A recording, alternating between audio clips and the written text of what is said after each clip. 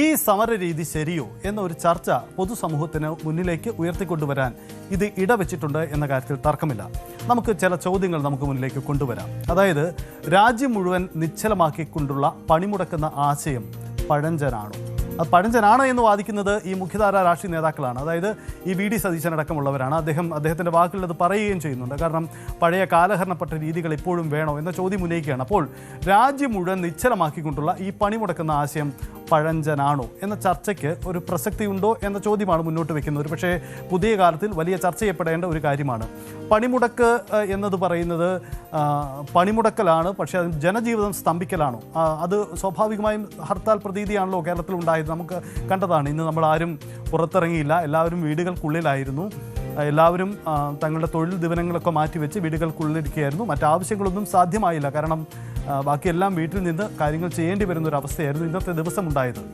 തങ്ങളുടെ പ്രതിഷേധം അറിയിക്കാൻ ഒരു സംസ്ഥാനം ഇങ്ങനെ നിശ്ചലമാക്കേണ്ടതുണ്ടോ എന്ന വാദം ഉന്നയിക്കുന്നവരുമുണ്ട്. അതായത് പ്രതിഷേധം പല രീതിയിലുണ്ടാവാം, പല ആവശ്യങ്ങളോടുണ്ടാവാം. ഇപ്പോൾ തൊഴിലാളി ലേബർ കോഡ് അടക്കമുള്ള വിഷയങ്ങളാണ് ഈ സമരത്തിന് ആധാരമാവുന്നതെങ്കിൽ മറ്റു വിഷയങ്ങളിലും സമരമുണ്ടാവാം. അപ്പോൾ ഈ ഇത്തരത്തിൽ ഒരു നിശ്ചലമാക്കപ്പെടൽ ഒരു സമരത്തിൻ്റെ ഭാഗമായി ഉണ്ടാവേണ്ടതുണ്ടോ എന്ന ചോദ്യം കൂടി സ്വാഭാവികമായും ഉണ്ടാവുന്നുണ്ട്. കാരണം ജനങ്ങളാണ് വലയുന്നത് എന്ന വിഷയം ഇത് ഉണ്ട്. മറ്റൊന്ന്, ഈ ജനങ്ങൾക്ക് പലപ്പോഴും ഈ സമരങ്ങളോട് ആഭിമുഖ്യമില്ലെങ്കിലും അവർ വീട്ടിലിരിക്കാൻ ജനങ്ങൾ നിർബന്ധിതരാവുകയാണ്, സ്വയം നിർബന്ധിതരാവുകയാണ്. അതായത് വീട്ടിലിരിക്കുന്നവരെല്ലാവരും സമരത്തിന് പിന്തുണ നൽകുന്നവരാണ് എന്ന ഒരു വിലയിരുത്തൽ ഉണ്ടാവേണ്ടതുണ്ടോ? അതിന് ചില കാരണങ്ങൾ കൂടി ഇന്നത്തെ പകൽ ദിനം ഉണ്ടായിട്ടുണ്ട്. നമുക്കത് വിശദമായി പരിശോധിക്കേണ്ടതുണ്ട്. നമുക്കതിലേക്ക് വരാം. എന്തായാലും സ്വാഭാവികമായി ഈ ചോദ്യം ഉയരുകയാണ്. ജനങ്ങൾ നാളെ ഹർത്താൽ അല്ലെങ്കിൽ നാളെ പണിമുടക്ക് എന്ന് പറയുമ്പോൾ ദിവസങ്ങൾക്ക് മുമ്പേ ഇന്നത്തെ ദിവസത്തിൻ്റെ കാര്യങ്ങൾ നേരത്തെ തന്നെ ഷെഡ്യൂൾ ചെയ്ത് വീട്ടിലിരിക്കാൻ അവർ നിർബന്ധിതരാകുന്നു എന്ന അവസ്ഥ കൂടി വരുന്നുണ്ട്. അപ്പോൾ ഉയരുന്ന മറ്റൊരു കാര്യം ഇതാണ്. ഈ ജനത്തിൻ്റെ യഥാർത്ഥ ഒരു വികാരം, ജനവികാരം തിരിച്ചറിയപ്പെടേണ്ടവരാണല്ലോ നമ്മുടെ രാഷ്ട്രീയ നേതൃത്വങ്ങൾ.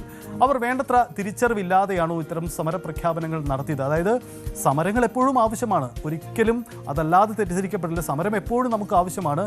ഭരണകൂടങ്ങൾക്കെതിരെ അതിശക്തമായി അവകാശങ്ങൾക്ക് വേണ്ടിയുള്ള പോരാട്ടം നടക്കണം. പക്ഷേ ജനജീവിതം സ്തംഭിക്കപ്പെടണോ എന്ന ചർച്ച കൂടി സ്വാഭാവികമായി ഉയർന്നു വരികയാണ്. അപ്പോൾ മറ്റൊരു പ്രസക്തമായ കാര്യം, ഈ ചർച്ചകൾ, അതായത് ഇത് ഭരണകൂടങ്ങൾക്കെതിരായി നടക്കുന്ന സമരങ്ങളെ വഴിതിരിച്ചുവിടാൻ ഇത്തരം സമരം ആവശ്യമോ എന്ന ചർച്ച ബോധപൂർവം ഉയർത്തപ്പെടുന്നു എന്ന മറ്റൊരു വശം കൂടിയുണ്ട്. അതിന് പിന്നിൽ ആരാവാം? ഒരുപക്ഷെ ഈ ഭരണകൂടങ്ങളാവാം. തങ്ങളുടെ നയങ്ങളെ ചോദ്യം ചെയ്യുന്നവരെ എതിർക്കാൻ ഇത്തരം നിലപാടുകൾ പ്രചരിക്കപ്പെട്ടുകൊണ്ട് നിലപാടെടുക്കുക. അതിനെ ഒരുപക്ഷെ അരാഷ്ട്രീയമെന്ന് നമുക്ക് അതിനെ വിളിക്കാം.